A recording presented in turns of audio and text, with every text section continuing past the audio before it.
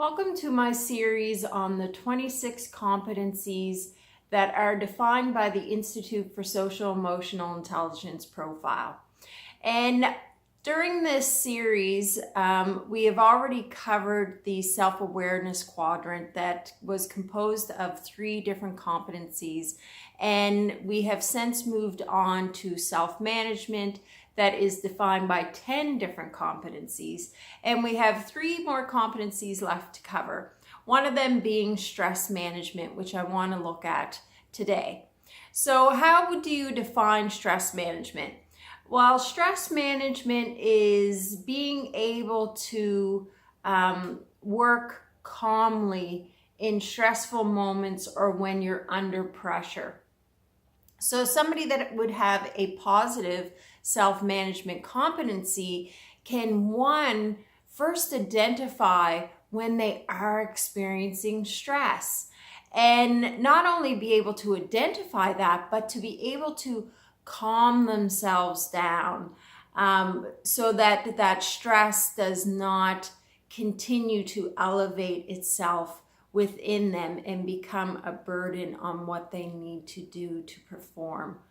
And so what's also very key to individuals with the stress management is that they understand that stress is a normal part of their life, that they're going to run into situations that are going to challenge them and create a little stress. Now, that's good. We all need a little stress in our life. What happens that when it becomes negative is if it becomes chronic, or if we get stuck in a perspective of stress and not being able to, identify that you're stressed, but how to implement strategies to calm yourself down and get you out of that heightened stressed feeling that can impact your body in a negative way. So, individuals with that positive self-management, they are productive even under stressful situations. They're able to still maintain that vitality and strength to move forward. And not only that, is that they role model to other individuals and influence the immediate situation. So for me, I think about some of the coworkers that I've worked with in the past, and we may have a really dangerous situation happening on the floor, and they come on the floor and you team together, and immediately your stress levels come down, and potentially the youth or individuals you're working with, stress levels come down too, because the individual has that calm approach. They're in control. Their tone and their cadence of their voice is exhibiting a sense of calm instead of somebody else who is stressed out and their voice is rising and they're becoming demanding, can really escalate a situation. So you really want individuals who have good stress management if you're working in situations where your well-being may be put in danger. And so, they're maintaining their composure.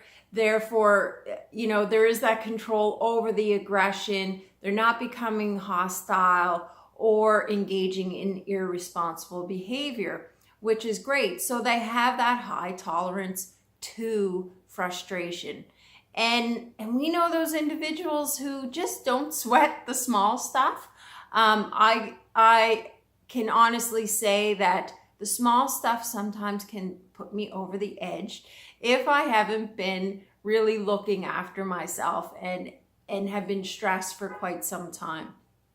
And so I'm aware of that. That's one of the reasons why I need to really look after, my mental health, so that I don't become frustrated when there's a stressful situation that comes up for me.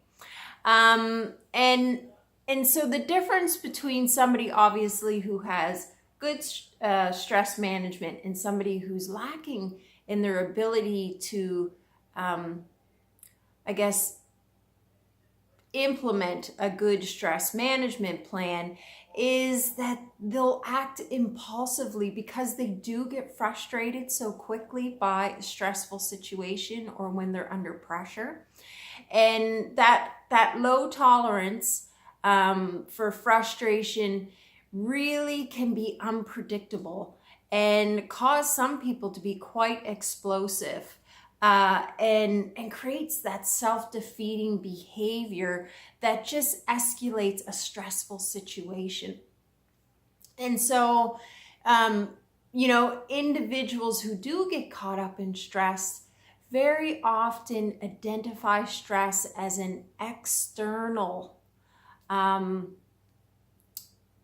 pressure. And really what people need to understand is that we create our stress. How we perceive what is taking place around us is what causes that stress to occur for us. So if we can perceive things differently, then we have that internal control over a stressful situation. So we create the stress based on what is happening around us in our mind. It's our perspective. It's not being projected onto us from an external event per se. And so, the way many people identify, or it comes up for people who don't have a good stress management, is we have all these somatic symptoms. And so we feel it within our body. So if you've been stressed out for a long time and you haven't put any strategies in place to decrease your high level of stress, you're going to start experiencing somatic symptoms. So again, it's that, migraine headache because you're so stressed out all the time. You're exhausted. Maybe you're not eating properly. Your stomach's upset, you're getting frustrated, you're fighting with more people in your life than you ever have before. There's so many different ways that stress impacts us. Not being able to concentrate in a regular everyday situation because your mind's so overwhelmed with the stress that you are worrying about, and you're worrying about what's going to happen in the future, and all these things are propelling you to worry and be stressed. And so, that unclear thinking that occurs for individuals who don't have that good stress management really just keeps that momentum of stress going. So it's so important to find a way to stop that cycle and get things under control. And so very important to know what causes you stress, what triggers you into feeling stressed, what strategies do you know benefit you when you become stressed, who can support you when you become stressed. There's so many different angles to develop and support your self-management competency. And I hope that you'll take some time to reflect on what kind of level you feel that you have for stress management. And are there ways that you can improve your stress management to decrease the impacts of negative stress on your life?